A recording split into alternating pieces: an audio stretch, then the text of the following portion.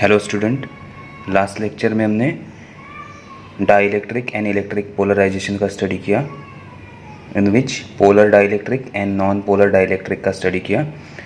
Now next topic, polarization of an non polar dielectric in an external electric field. What is polarization? Already previous topic हमने ये study किया है. Polarization is nothing but the when molecule develop a net dipole moment, that process is known as a polarization. ये polarization हमने study किया है. And what is non polar molecule और non polar dielectric? A molecule in which the center of mass of positive charges coincide with a center of mass of negative charges is called non-polar molecule. Means center of mass of positive charge and center of mass of negative charge अगर एक ही point पे आते या coincide करते, then that is known as a non polar dielectric. Non polar dielectric में dipole moment present नहीं होता. पॉजिटिव और नेगेटिव चार्ज एक साथ रहते हैं तो एक दूसरे को वो कैंसिल करते. ये हमने प्रीवियस लेक्चर में स्टडी किया है. Now polarization of non polar dielectric. जब नॉन पोलर डाइलेक्ट्रिक हम एक्सटर्नल फील्ड में रखते हैं तो उसका पोलराइजेशन कैसे होगा वो हम इस टॉपिक में स्टडी करने वाले हैं. Now first diagram shows that when E is equal to 0 and this substance is non polar dielectric in which molecules are drawn, that is positive negative charges और center of charges दोनों भी क्या कर रहे हैं, कोइंसाइड कर रहे हैं. पॉजिटिव नेगेटिव एक साथ है तो नेट चार्ज क्या हो जाएगा, यहाँ 0 हो जाएगा. तो there is no dipole in non polar dielectric. So figure क्या बता रही है, non polar dielectric in absence of electric field. When electric field is 0, non polar dielectric में कोई भी डाइपोल नहीं होते. अब in presence of external electric field what happen? Now in presence of external electric field what happen? The center of positive charge of non-polar dielectric is pulled in the direction of E, while the center of negative charges are displaced in the opposite direction. Okay, अब क्या हो रहा है, diagram से study करते हैं. This is dielectric. अब हमने एक्सटर्नल इलेक्ट्रिक फील्ड अप्लाई किया. एक्सटर्नल इलेक्ट्रिक फील्ड E का डायरेक्शन देखो, जहाँ एरो होता है वहाँ नेगेटिव होता है इलेक्ट्रिक फील्ड, और जहाँ एरो स्टार्ट होता है वो पॉजिटिव टर्मिनल होता है. तो इलेक्ट्रिक फील्ड पॉजिटिव से स्टार्ट होता है और नेगेटिव पे एंड होता है. करेक्ट. तो जहाँ नेगेटिव टर्मिनल है वहाँ पॉजिटिव चार्ज अट्रैक्ट होगा, और जहाँ पॉजिटिव टर्मिनल है वहाँ नेगेटिव चार्ज अट्रैक्ट होगा. ओके, तो ये दोनों चार्जेस क्या हो जाएंगे, सेपरेट हो जाएंगे. तो initially when absence of electric field, ऐसा स्ट्रक्चर सा, इन presence of electric field positive एक तरफ नेगेटिव एक तरफ हो जाएगा तो एटम डिस्टॉर्ट हो जाएगा. एटम क्या हो जाएगा, डिस्टॉर्ट. कब तक डिस्टॉर्ट होगा, जब तक restoring force is equal to electric field नहीं हो जाता. जब ये दोनों सेपरेट होंगे तो इसमें क्या क्रिएट होगा, रिस्टोरिंग फोर्स. जैसे ही मैं इलेक्ट्रिक फील्ड को ऑफ कर दूंगा, when electric field is equal to 0, तो रिस्टोरिंग फोर्स उसे वापस अपनी जगह पे लेके आएगा. सो जब restoring force is equal to electric field होगा तब तक ये दोनों डिस्टॉर्ट होंगे. ये समझ में आ गया. तो पॉजिटिव एक साइड, नेगेटिव एक साइड. अब ये जब पॉजिटिव नेगेटिव एक अलग अलग डायरेक्शन में जाएंगे तो ये क्या क्रिएट करेगा, हर एक मॉलिक्यूल प्रोड्यूस करेगा dipole.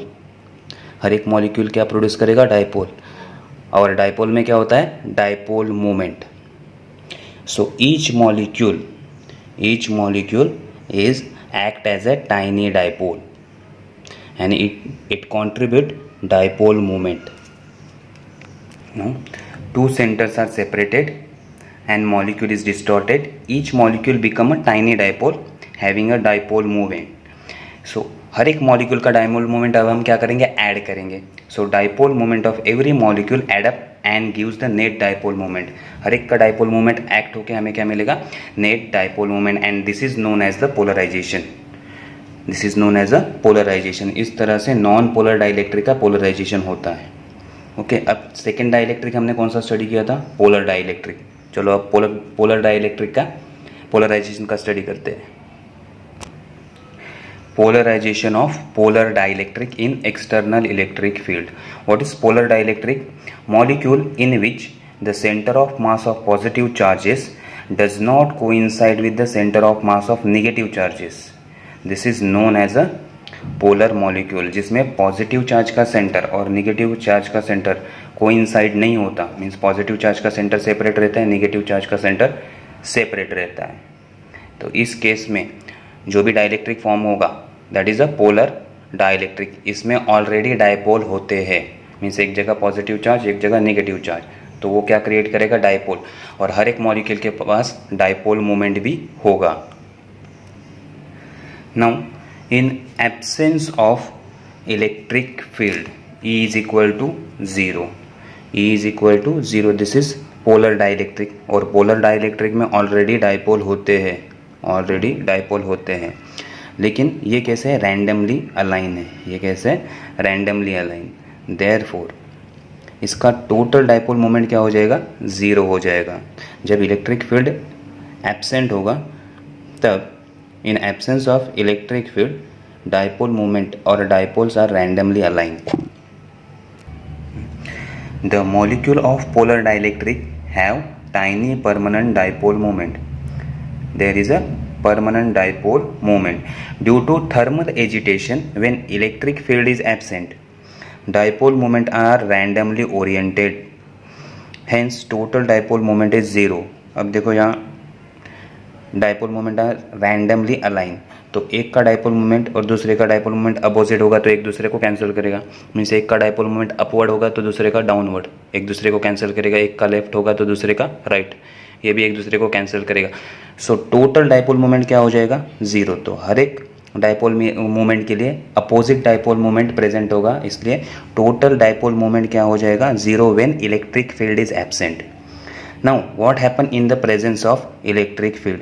When external electric field is applied, dipole moment of different molecule aligned with field.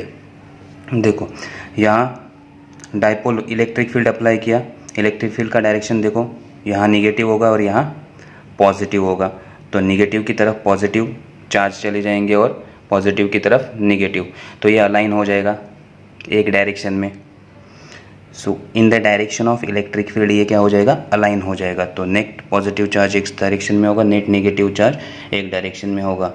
सो ये क्या प्रोड्यूस करेगा? Net dipole moment. It produce net dipole moment in the direction of external electric field and hence dielectric is polarise.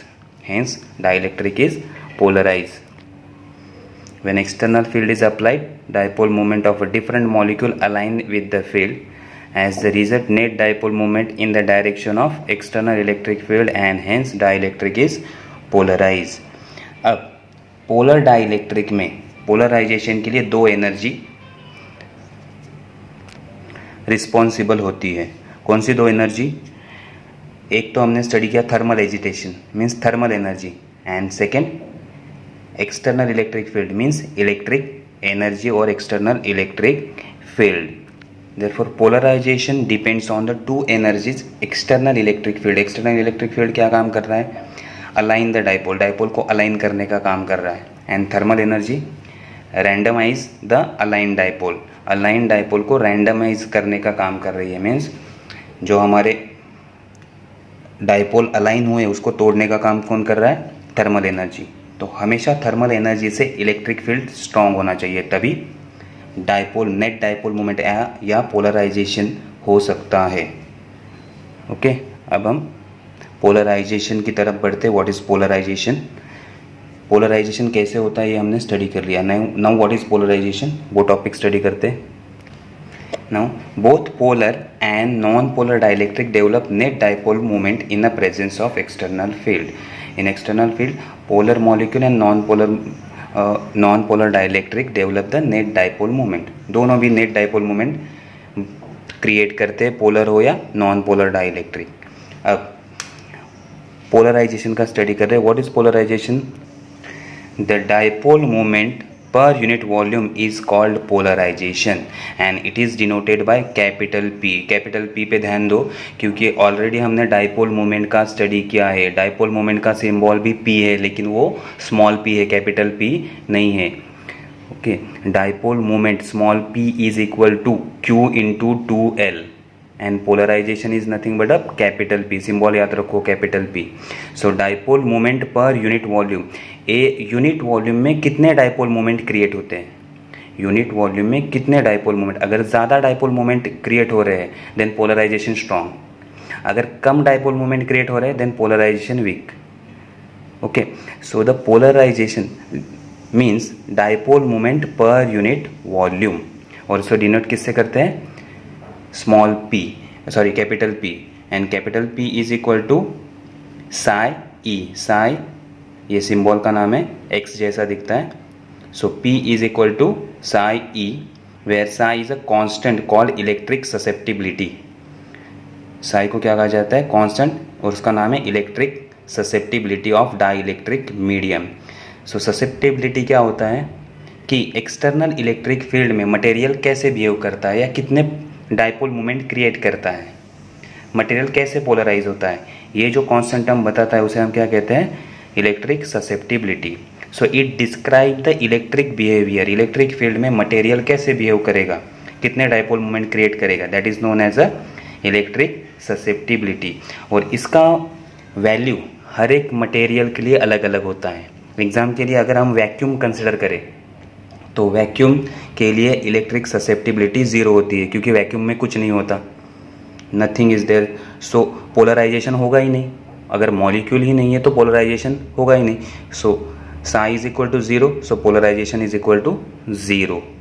Okay, ऐसे हर एक medium के लिए, material के लिए साई का वैल्यू अलग अलग होगा. सो ये वैल्यूज टॉपिक समझ में आ गया, polarization of non polar and polar dielectric and what is polarization. तो आज हम यहीं पे स्टॉप करते हैं. Thank you.